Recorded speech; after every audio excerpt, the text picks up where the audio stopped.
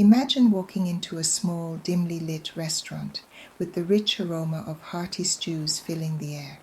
Your mouth waters, but there's a catch. You must eat blindfolded with no chance to see what's on your plate. What would you do? This is the story of Mukasa, the enigmatic chef whose restaurant in Kampala held more secrets than its famous stews. Once upon a time, in the heart of the city, Mukasa's restaurant, Taste Noire, once beckoned to the brave and the curious. The aroma of slow-cooked meats and exotic spices wafted through the air, enticing passers-by to enter. Inside the dimly lit dining room was a sensory delight, with soft music and the gentle hum of conversation. It was said that one bite of Chef Mukasa's stew could change your life forever. Some claimed it was a spiritual experience, while others whispered that it was a culinary curse. But one thing was certain: those who dared to taste it would never forget it. Mukasa's stews were legendary, with flavors that exploded on your tongue and aromas that tantalized your senses. But to enjoy his masterpieces, you had to eat in the dark, blindfolded. Yes, you had me right. The question on everyone's lips was, why? What was Mukasa hiding? Despite the mystery, people flocked to Taste Noire, eager to experience Mukasa's culinary magic. They trusted him completely, and his stews never disappointed. But one thing was certain: once you took a bite, there was no turning back. Mukasa's restaurant in Nakawa was famous not only for its delicious food, but also for its unique rule. Every diner had to eat blindfolded and could not look at the food. This rule was strictly enforced, and anyone who refused to comply would not be served, regardless of how much they craved the food or how much they were willing to pay. Upon entering the restaurant, a polite assistant would provide a soft, dark cloth to cover the diner's eyes. So people traveled from all over Kampala and nearby countries to taste Mukasa's legendary dishes. The stews were said to be so flavorful, so deeply satisfying, that they left an imprint on your soul. And yet, despite the oddity of eating blindfolded, the restaurant was always full. Mukasa, a tall man with piercing brown eyes and a wild shock of white hair, was a culinary enigma. His smile was warm and inviting, but his eyes hinted at secrets untold. He moved with the precision of a surgeon, his hands weaving a culinary magic that left patrons in awe. As customers entered, Mukasa would greet them with a warm smile. "Remember, my friends, eat with your eyes closed. Let the flavors guide you," he'd say, his eyes twinkling with a knowing glint. To ensure compliance, soft blindfolds were gently tied around each guest's eyes. The room would fall silent as people took their first bites, the sounds of satisfied sighs and happy murmurs filling the air. The blindfolds remained in place until customers left the restaurant, as if to separate the inner world of Mukasa's kitchen from the outer world. Only when they stepped out into the bright sunlight would the blindfolds be removed, leaving them to wonder about the secrets they had just experienced. Regulars at Taste Noire included the likes of Madame Kawa, a stout woman with a heart of gold and a palate to match. She tried every stew on the menu and still returned blindfolded every week. One evening, as the sun dipped below the city's skyline, Amara, a shy, wide-eyed journalist who had heard stories of Mukasa's legendary stews, was eager to experience it for herself. She visited Mukasa's restaurant. When she arrived at the restaurant, she was hesitant to enter at first, but Mukasa's warm smile put her at ease. Amara's heart raced as she allowed to be blindfolded by a gentle-eyed and soft-spoken woman. She had heard whispers of the mystical culinary experience, and her curiosity was piqued. The server, a gentle-eyed woman named Akello, greeted her with a warm smile. "Welcome, Amara.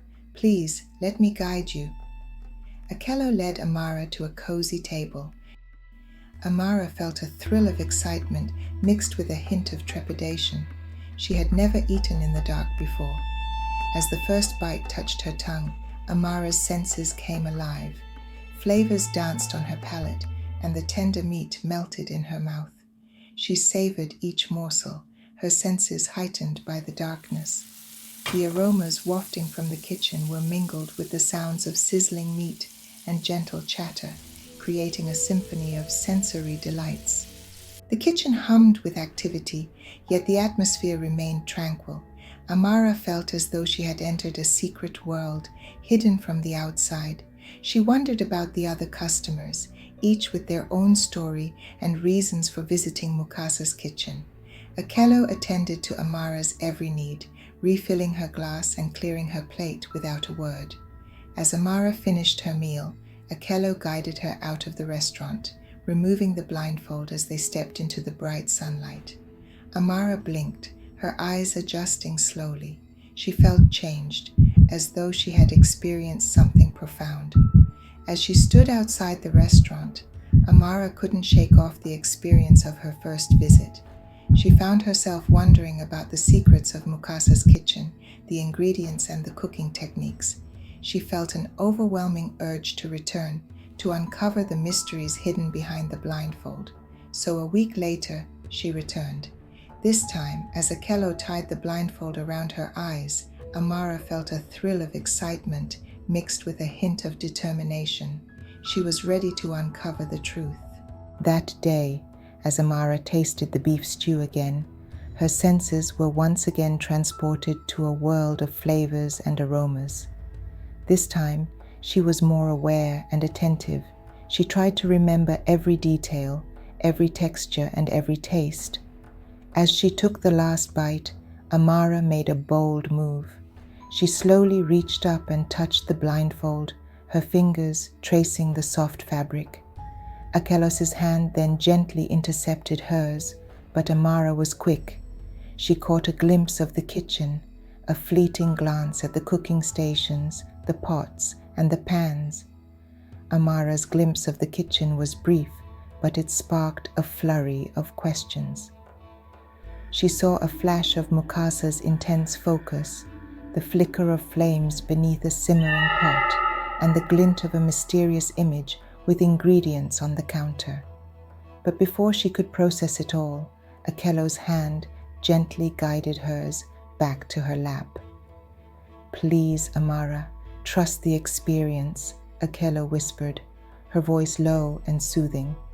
But Amara's curiosity was now ablaze. She felt like she'd uncovered a fragment of a hidden truth, and she was determined to learn more.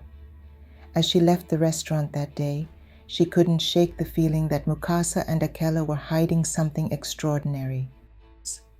One evening, as she passed by the kitchen, Amara noticed a small piece of paper tucked into the doorframe. It bore a cryptic message, scrawled in hasty handwriting. "The truth is in the flavors. Seek the answer in the sauce." Amara's heart raced as she pondered the message. What secrets lay hidden in the flavors? And what sauce held the key to unlocking the mysteries of Mukasa's kitchen? Amara became obsessed with deciphering the message. She spent sleepless nights recreating the sauce from a memory. But it wasn't until she added a peculiar ingredient, a rare glowing spice, that the flavors finally aligned. The spice seemed to hold a mystical power, and Amara felt an eerie connection to it. Why the blindfolds? What was he hiding? Amara's curiosity was as strong as her appetite, and she was determined to uncover the truth. As she delved deeper, Amara discovered that the spice was rumored to be cursed, tied to an ancient spirit known as the Devourer. Legend had it that the Devourer roamed the land, seeking souls to consume. Mukasa, it seemed, had made a pact with this spirit, trading his soul for culinary mastery. But that was not all. The food Mukasa cooked was said to impart spiritual powers to those who consumed it. Some claimed to have gained strength and agility, while others spoke of newfound wisdom and clarity. The food was said to awaken dormant abilities, granting the eater a piece of the Devourer's power. Amara's search for answers led her to a wise old man, a respected traditional healer. He revealed that Mukasa's kitchen was a nexus for spiritual energies, a crossroads between worlds. The food, infused with mystical powers, was not just sustenance but a gateway to other realms. Those who eat Mukasa's food are changed forever, the healer warned. They become vessels for the devourer's power, carrying a spark of the divine within them.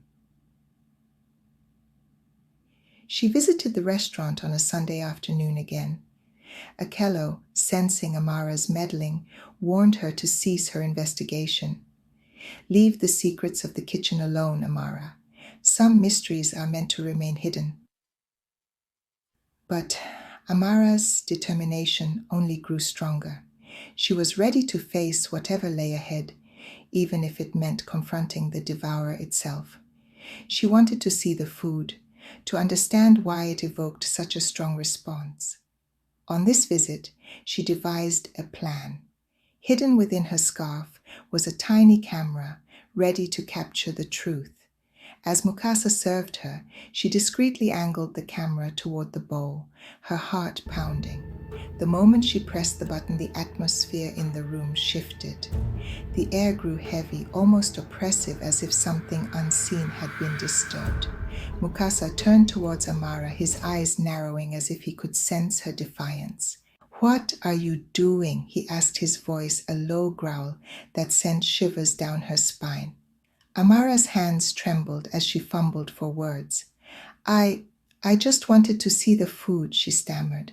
Without warning, Mukasa lunged forward, snatching the camera from her scarf.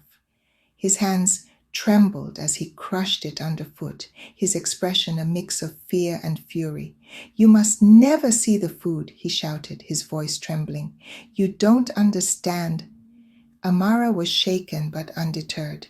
That night, her sleep was plagued by vivid dreams of Mukasa's restaurant, of shadowy figures whispering secrets, of stews that tasted like tears. Amara's mind raced with the implications. She had unknowingly become a vessel for the devourer's power, just like the others who had tasted Mukasa's food. But she couldn't shake the feeling that there was more to the story. Amara was determined to help Mukasa break free. She went back to the healer and him, if there was a way to lift the curse. The healer nodded solemnly and said, "There is a way, but it is dangerous. The spirit must be confronted, and Mukasa must willingly let go of the past. It requires great courage, and the risk is immense," he said. He gave her instructions and a cloth on which he said a strong prayer. He told her to go back to Mukasa's restaurant and lift the curse. After that, she must return to him to take the spirit away from her because it was going to move from Mukasa to her. Determined, Amara returned to Mukasa's kitchen, ready to face whatever lay ahead. As she entered, the air thickened with an otherworldly energy. Mukasa's eyes gleamed with a knowing intensity, and Akello's gaze held a warning. "You should not have come back, Amara," Mukasa said, his voice low and mysterious. "Now, you must see this through to the end." Mukasa looked at her with haunted eyes, his usually strong demeanor crumbling. "You don't understand," he whispered. "It's too dangerous for you." "You don't have to do this alone," Amara loudly replied, reaching out to him. "Let me help you. Together we can confront this." Mukasa hesitated, his eyes filling with tears, but finally he nodded, a flicker of hope sparking in his heart. He led Amara to the kitchen, where the last pot of stew simmered on the stove. The air was thick with tension as they prepared for the confrontation. As they lifted the lid, the room filled with a swirling mist, thick and heavy, carrying with it the echoes of Mukasa's memories. Amara saw flashes of his past. The spirit manifested, a shadowy figure born of sorrow and regret. It loomed over them, its presence suffocating. Mukasa trembled, the weight of his memories crushing him, but Amara stood firm, holding out the blessed cloth the elder had given her. "Let him go," she demanded, her voice strong, loud, and unwavering. "This is not your place. This restaurant is his, and you have no right to enter customers' lives just because they eat from here." The spirit roared, its form shifting and writhing in agony. But Amara did not back down. She wrapped the cloth around Mukasa, shielding him from the spirit's grasp. Then Mukasa held her hand and ran away from the spirit's anger. Mukasa led Amara to a hidden chamber deep within the kitchen. The room pulsed with an eerie glow, and the air vibrated with ancient power. Amara felt the devourer's presence closing in around her. In the center of the room, a great cauldron bubbled and steamed, emitting a fragrance that was both captivating and terrifying. Mukasa stirred the concoction with a wooden spoon, his movements rhythmic and hypnotic. "This is the source of my power," Mukasa revealed, his voice dripping with an unsettling reverence. "The devourer's stew. Eat, and you shall understand. The devourer will go into your body, and you will never have peace." Amara's heart raced. She felt the weight of the unknown, the thrill of discovery, and the fear of the uncharted. With a deep breath, she raised the spoon to her lips. As the spoon touched Amara's lips, the room erupted in a frenzy of colors and sounds. The pot's contents seemed to explode in a riot of flavors, each one revealing a piece of the mystical puzzle. Amara felt herself being pulled into the heart of the stew, where secrets and mysteries awaited. In the depths of the big pot, Amara saw visions of Mukasa's past. His pact with the devourer, the source of his culinary power, and the terrible cost of his ambition. She saw the faces of those who had eaten the stew, their eyes black as coal, their souls consumed by the devourer's hunger. Amara realized that she was the key to breaking the curse, to shattering the hold the devourer had on Mukasa and his kitchen. With a surge of determination, she swallowed the stew, feeling the power of the devourer coursing through her veins.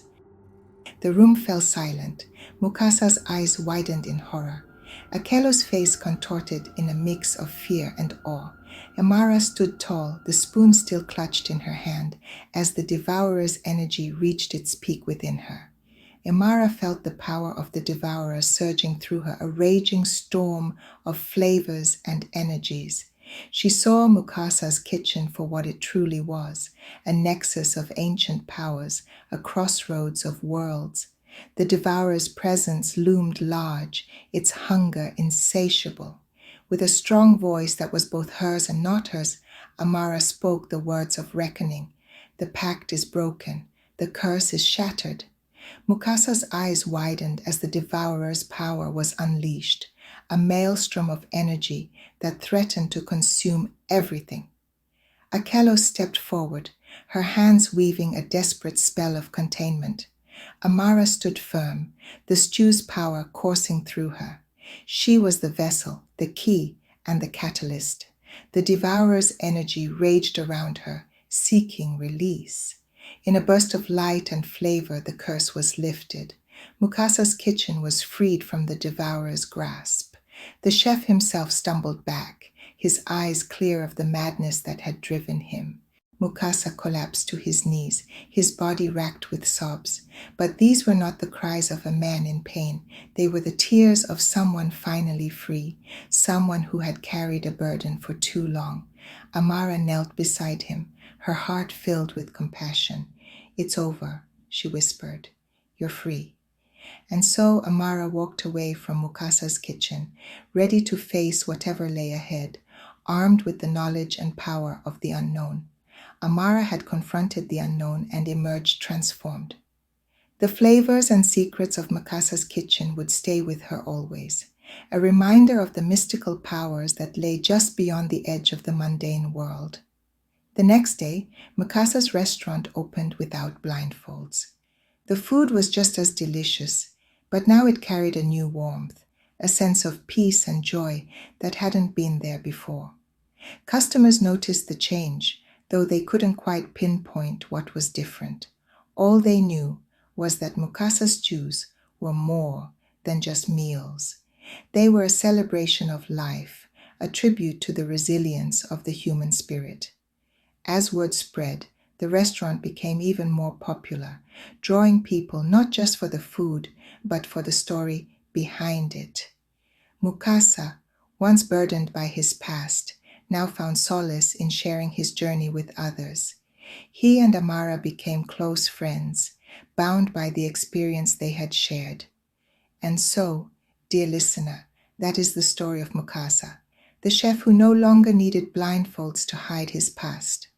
The story of Mukasa teaches us that no matter how deep or dark our secrets may be, true freedom comes from confronting them head-on. Only by facing our fears and embracing the power of vulnerability can we break free from the past and find peace. Just as Mukasa's kitchen was transformed, so too can we transform our lives through courage, honesty, and compassion. Remember, healing starts when we stop hiding. Share this video, leave a comment about your journey, and subscribe for more stories of transformation and growth. Until next time, be forever blessed.